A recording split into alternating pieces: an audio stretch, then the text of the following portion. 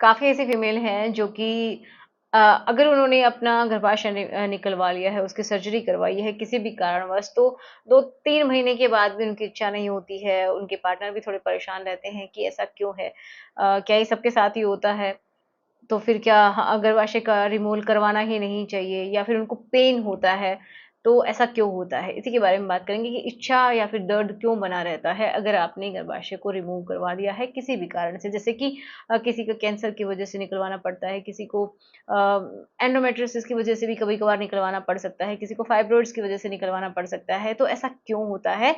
मतलब ये रिमूव करवाने के बाद ऐसे सिम्पटम्स क्यों आते हैं और इनका क्या ट्रीटमेंट है, उसके बारे में हम बात करेंगे। तो चलिए शुरुआत करते हैं आज के इस वीडियो की। सो मेरा नाम है एकता और आप देख रहे हैं बहुत ही प्यारा सा चैनल SWM एकता। तो चलिए समझते हैं।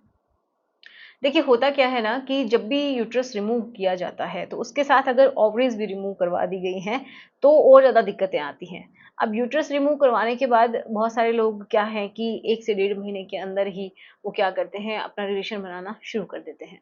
अब फीमेल्स का हो सकता है मन भी ना हो या फिर उसको पेन भी हो, अ, लेकिन वो करते हैं।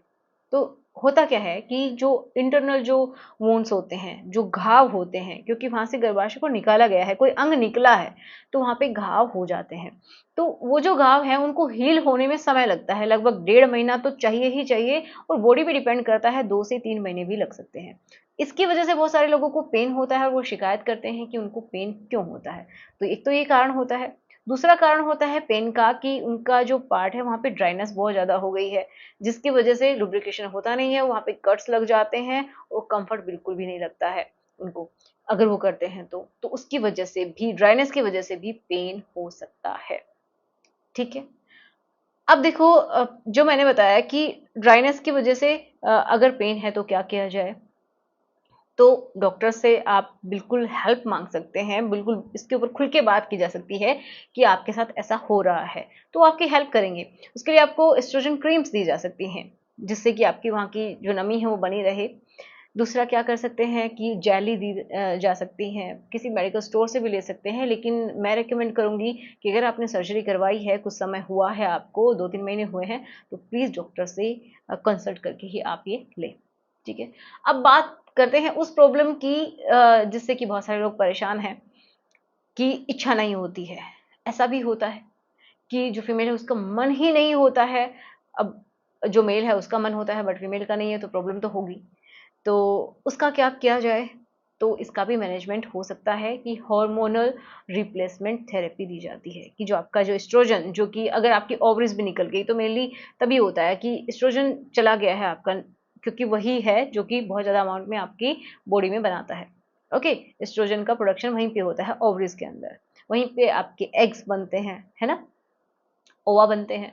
तो वो बनने बंद हो गए हैं, तो हार्मोन का रेगुलेशन भी प्रॉपर तरीके से नहीं हो रहा है, जिसकी वजह से आपकी इच्छा होती थी, लेकिन अब नहीं हो रही है क्योंकि हार्मोन नहीं है ना।